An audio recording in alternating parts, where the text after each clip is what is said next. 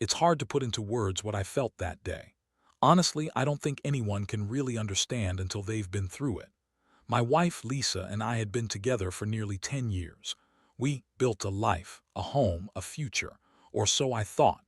That morning, everything shattered. It was my brother's funeral, a day supposed to be full of grief and family. Instead, it became the day I learned the worst betrayal of my life. I remember the heavy rain outside, pounding against the windows as I sat in the small chapel, staring blankly at the casket. My stomach was knotting up and my head was pounding from grief. I hardly registered the comfort of my brother's wife, Sarah, sitting next to me, whispering condolences. I was lost in my own fog of sadness. Then I saw her, Lisa, my wife, standing close to my best friend, Mark. At first, I thought I was imagining it. Maybe it was just a friendly hug, a quick embrace.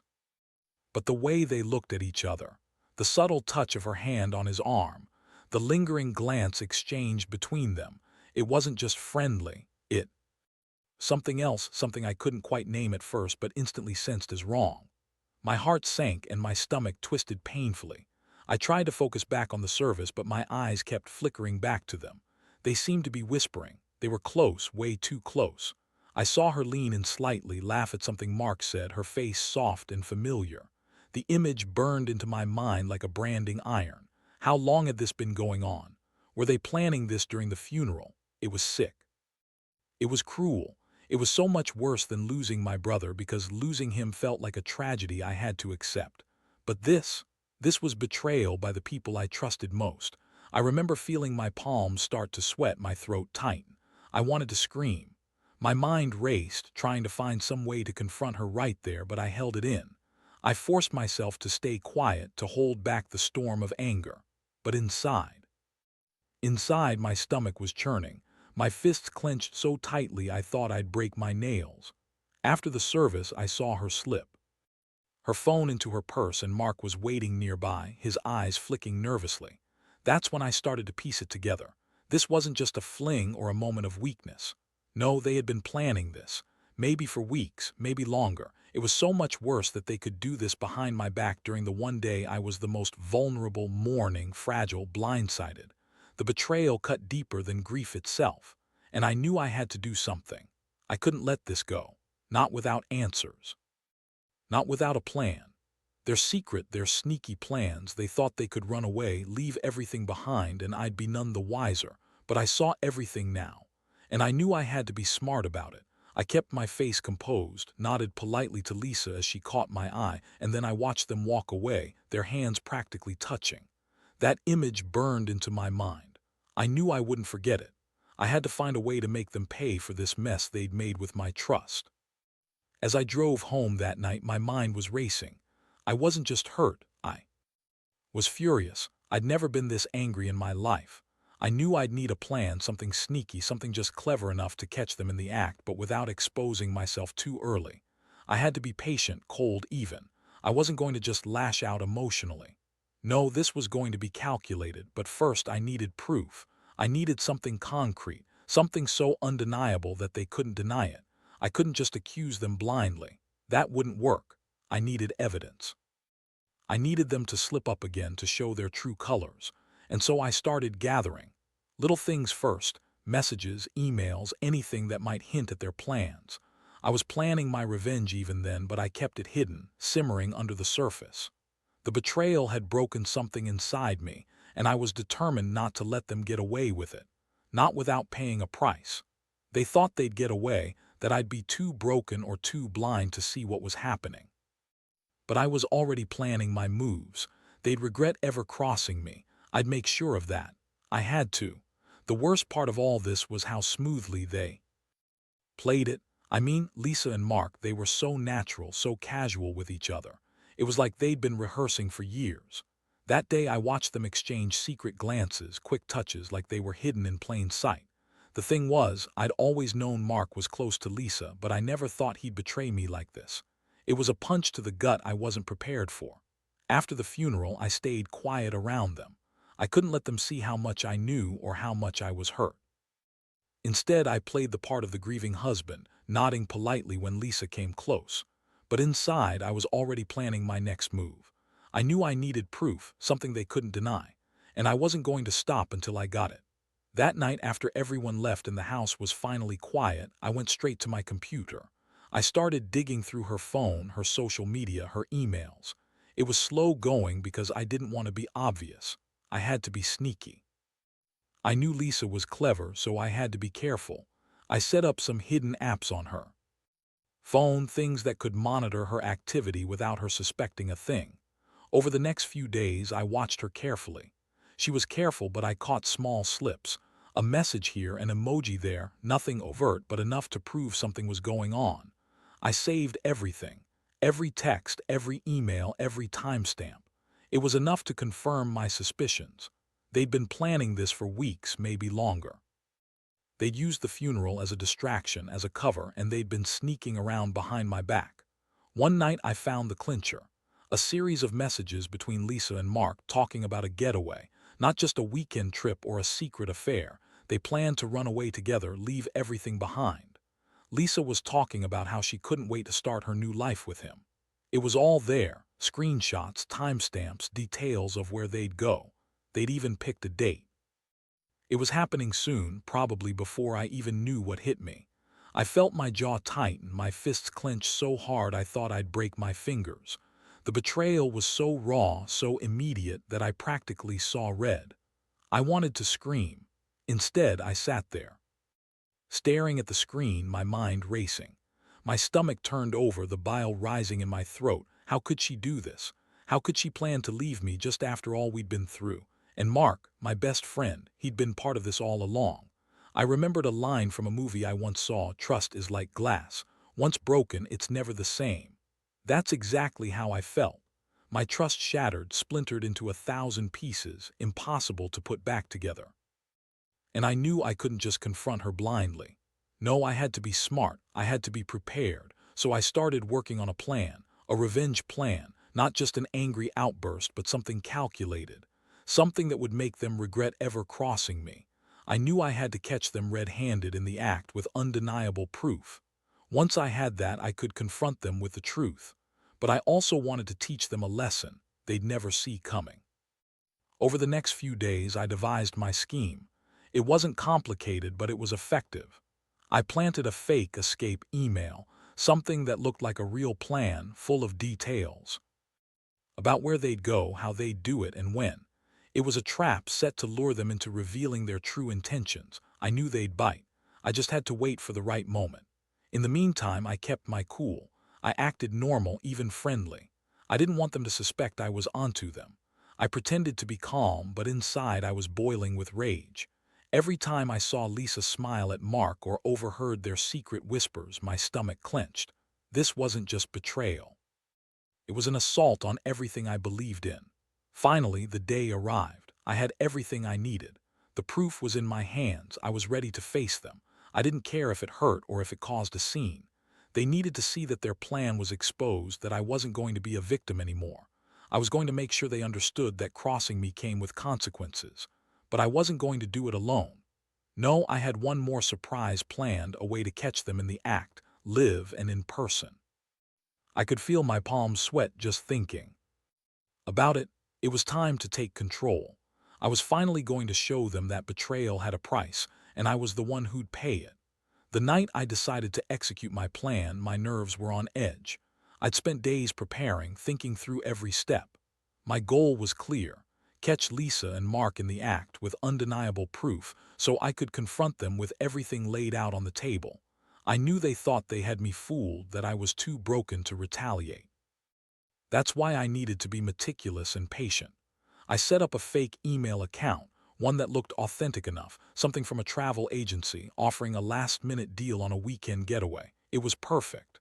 I wrote a convincing message, complete with details of the trip, the dates, and a contact number. My plan was simple.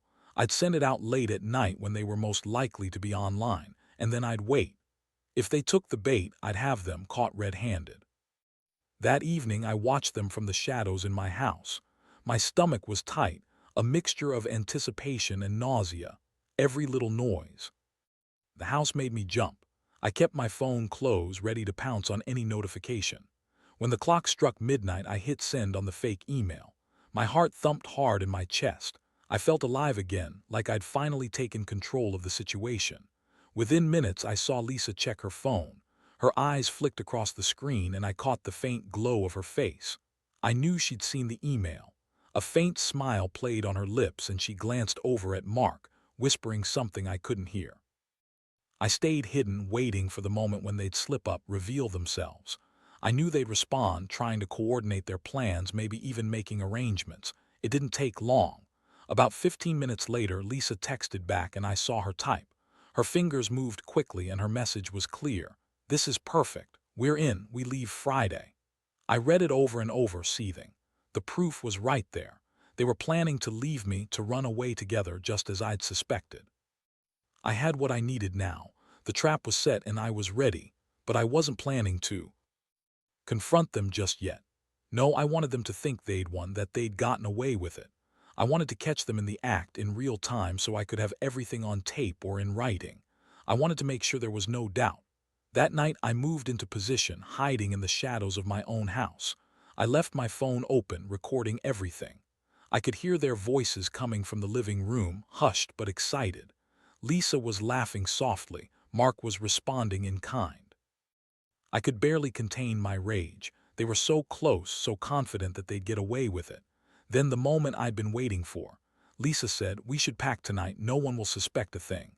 Mark nodded, a nervous smile on his face. That was my cue. I stepped out from the shadows, voice steady but cold. "Planning your escape, are we?" They froze. Lisa's eyes widened in shock and Mark's face drained of color. "What are you talking about?" Lisa stammered. "Oh, I think you know exactly what I'm talking about," I said, pulling out my phone. I played the recorded messages, loud enough for them to hear. "You've been planning this for weeks, sending each other secret messages, talking about running away, and tonight you were about to pack your bags." Lisa's face twisted in disbelief. "You set us up." Mark looked as if he'd seen a ghost. "This isn't what it looks like," he stammered. "Oh, it's exactly what it looks like," I snapped. "You two are leaving me behind just like that. I've been nothing but loyal and this is how you repay me. Planning to run off with my best friend while I was mourning my brother." They said nothing. Instead, Lisa looked down, silent. I took a deep breath, feeling the tightness in my chest. I was finally in control. "You both need to leave now, and I want the keys to the house, Mark. I'll be changing the locks tomorrow." Mark hesitated, then slowly reached into his pocket and handed over the keys. Lisa looked at him, her face pale, defeated. I knew I'd caught them and this was just the beginning. As they left the house that night, I felt a strange mixture of relief and emptiness. I finally had the proof I needed, but the betrayal still lingered. I wasn't just hurt anymore, I was furious. I'd take back what was mine and I'd do it by any means necessary. Their plans to run away, that was only the start. I had more tricks up my sleeve and I was ready to see this through. I sat alone in my house after they left, staring at the now empty spaces where they'd once been. My mind was racing, trying to process everything. But one thing was clear, I had made my move. Now I just had to wait and see how they reacted, how the fallout would unfold. I knew I had exposed their truth, and that was more satisfying than I could have imagined. The next few days felt like walking on a razor's edge. I kept pretending everything was normal, but inside I was anything but. Every sound in the house made my skin crawl and I watched my phone constantly, waiting for that first sign of their reaction. I knew they'd be furious, embarrassed, maybe even desperate. I hadn't heard a word from them yet, which made me think they were probably plotting their next move. Or maybe trying to figure out how I knew. I also made sure to cover my tracks.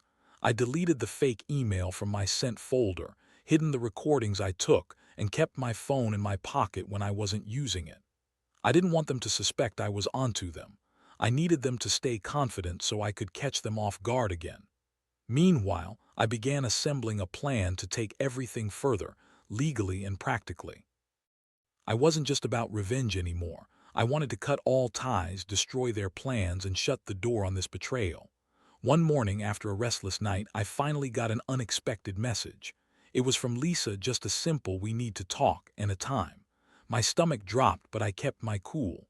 I took a deep breath and responded calmly, "Sure, come over after work." I wanted her to think I was still the good husband, someone she could approach. But inside, I was already mapping out how I would handle the confrontation. The afternoon dragged. I kept busy around the house, trying to appear unaffected, but my mind was racing. When she finally arrived, her face looked tired, a little guilty, maybe even frightened. She didn't say much at first, just looked around the house, avoiding my eyes. I decided to speak first. "So, Lisa, I guess you're finally ready to talk." She hesitated, then nodded. "I know what you found out. I'm sorry, I didn't want it to get this far." I crossed my arms, feeling the weight of everything I'd uncovered. "Sorry, that's a good start, but sorry doesn't fix what you've done. You and Mark planned to run away together while I was grieving my brother. Do you even realize how deep that cuts?" Her eyes welled with tears. "I didn't mean for it to happen like that, it got out of hand." "Out of hand?" I scoffed. "No, Lisa, it was planned. You sent the messages, you made the plans, you knew exactly what you were doing. And Mark, he's your best friend, right? How could he turn on me like this?" She looked away, silent. Then she whispered, "I was confused, lonely. I didn't think you'd miss me that much. Mark was there and it just happened." I felt my jaw tight. I couldn't believe I was hearing this. "You think that makes it okay? That justifies cheating, lying, sneaking behind my back during my brother's funeral. That day I was vulnerable, I was shattered, and you two used that. I trusted you both and you threw that trust in the trash." Her tears spilled over. "I never wanted to hurt you, I swear, I just—" "Save it," I snapped. "You're not the victim here, you made your choices, and now I'm going to make sure you pay for them." I revealed my plan that I'd been working on. I told her how I'd installed trackers, how I'd kept the evidence, how I'd been waiting for the right moment. I wanted her to understand that this wasn't just a reckless fling, this was calculated. I wasn't just going to forgive and forget. No, I was going to shut this down once and for all. She looked stunned. "What are you going to do?" "Do? I'm going to make sure you don't get to run away, not with Mark, not with anyone. I've already contacted a lawyer. I'll get a restraining order if I have to. And I'm going to take everything I can from this. My house, my life, the trust you shattered. You think you're leaving town? Think again." She begged, pleaded, tears streaming down her face. "Please don't destroy everything. I'll do whatever it takes to fix this." I shook my head. "It's too late for that. Sorry, Lisa, you made your choice. Now I'm making mine. You're done. I want you out of my life and I want that house back." That day, I started the legal process. I went straight to the attorney, filed the paperwork, and began the process of dissolving everything that tied us together. I was furious, but I had to stay focused. I knew this wasn't just about revenge. It was about reclaiming my life, my dignity. As I sat there staring at the papers, I felt a strange sense of clarity. I'd been hurt beyond belief, but I'd also taken control again. I wasn't going to let her or Mark ruin me. I'd rebuild stronger, smarter. That betrayal had almost broken me, but it also lit a fire inside. And I wasn't done yet. Not by a long shot. The fallout was immediate and messy. Within days, everything started falling apart. The house, once our sanctuary, now felt like a war zone. I handed over the keys, feeling a strange mixture of relief and hollow emptiness. I watched Lisa pack her bags, her face set and tear-streaked, and I knew this was the end of something I'd thought was unbreakable. My hands trembled a little as I handed her the keys. I didn't say much. What was there left to say? The betrayal had spoken loud enough. Mark showed up the next morning, apparently trying to salvage things or maybe just to talk. I wasn't interested. I met him at the door, my face cold and hard. "You're not welcome here anymore," I said, voice even but firm. "You crossed a line I never thought you would. Stay away or I'll take legal action." He looked guilty, maybe regretful, but I didn't care. The damage was done. I had already filed for a divorce and was working on the restraining order. I wanted no contact, no reminders of what they'd done. I wanted to erase their presence from my life. The legal process dragged on, but I was prepared. I had evidence, the recordings, the messages. I consulted with my lawyer, making sure everything was airtight.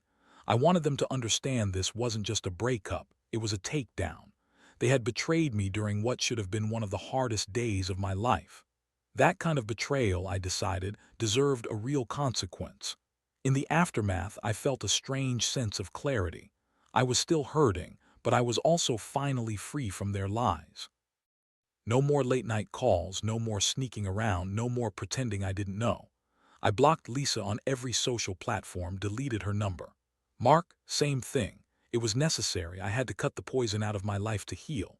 People around me noticed the change. My friends, my family, they saw how I was finally taking control. I was still angry, but I was channeling that energy into rebuilding. I threw myself into work, into old hobbies, trying to get my mind off the nightmare. But I couldn't shake the feeling that I'd been punched in the gut. It lingered for weeks. One day, I received a final letter from Lisa, a brief apology, a remorseful "I'm sorry for everything." I crumpled it and threw it in the trash without reading it. I knew it was meaningless. Sorry wouldn't fix what she'd done. I'd already moved on mentally. I was done with her, done with Mark, and done with the pain that came with their betrayal. Looking back, I realize I should have seen the signs sooner. Maybe I was naive. Maybe I just didn't want to believe someone I loved could be capable of such cruelty. But now I know better. Trust isn't something you give blindly. It's fragile, and it only takes one blow to shatter it. And here's what I want to say to anyone reading this. If you find yourself in a similar situation, don't let the betrayal destroy you. Be smart, take control, act decisively, get evidence. Cut out what's toxic, because the pain will pass, but only if you take the steps to reclaim your life. I'm not perfect now, not by any means, but I'm stronger, I'm rebuilding. And I'll never forget that day, the day I found out the truth, and the day I finally started to take it back. If you're dealing with betrayal like this, remember, you're not alone, and you have the power to turn things around, even if it feels like everything is falling apart. It's ugly, it's painful, but it's also the beginning of a new chapter, one you decide to write. The months that followed were the hardest I've ever faced, but they also turned out to be the most revealing. I threw myself into my work, pushed through the pain, and slowly, piece by piece, started rebuilding my sense of self. What hurt the most wasn't just the betrayal, but knowing I'd let myself stay vulnerable for too long, ignoring the red flags, convincing myself I was lucky to have what I thought was a perfect life. Now that illusion was shattered, but in its place I saw something clearer, my own strength. Every morning I'd remind myself of that I was still standing, that I'd survived the worst betrayal I could imagine. I started going to therapy, talking through the anger and grief I'd buried deep. It wasn't about forgetting, nothing so simple, but about learning how to forgive myself for trusting too easily, for not seeing the signs sooner. I knew I couldn't change what had happened, only how I responded to it. One day, I finally made the concrete decision to move on completely. I handed over the keys to the house, just like I said I would, marked the end of that chapter. I went to the court, filed the papers, and watched as the judge finalized the divorce. When I stepped out of the courtroom, I felt an odd sense of closure. It wasn't happiness exactly, but it was relief. I had taken control. I had won back my life. That evening, I sat in my new apartment, the first place I'd truly started to call my own. I looked around at the empty walls, the quiet spaces, and thought about everything I'd been through. I realized I'd learned something vital. Betrayal is brutal, but it also reveals who you really are. I found my resilience in the wreckage, and that's what matters most now. I'll admit I still have scars, some deeper than others, but I no longer feel like a victim. I feel like someone who's been given a second chance. I'm cautious, yes, but also more aware, more prepared. I know now how to spot the red flags early, how to protect myself, and most importantly, how to trust my instincts again. Looking back, I wish I could tell my past self one thing: don't ignore the warning signs. Don't convince yourself that things are better than they seem, because betrayal, when it hits, can shatter everything. But it's also a lesson, a brutal, painful lesson that forces you to grow. To anyone out there who's hurting, who's questioning their worth, who feels like their world is crumbling, know this: you are stronger than you think. The pain is temporary. The betrayal is a mirror, not a destiny. You can pick up the pieces, even when they seem shattered beyond repair. And so I close this chapter not with bitterness, but with a hard-earned wisdom. Trust is fragile, but so are we. Protect yourself, learn from your pain, and remember, the strength you need to move forward is already inside you. You just have to find it.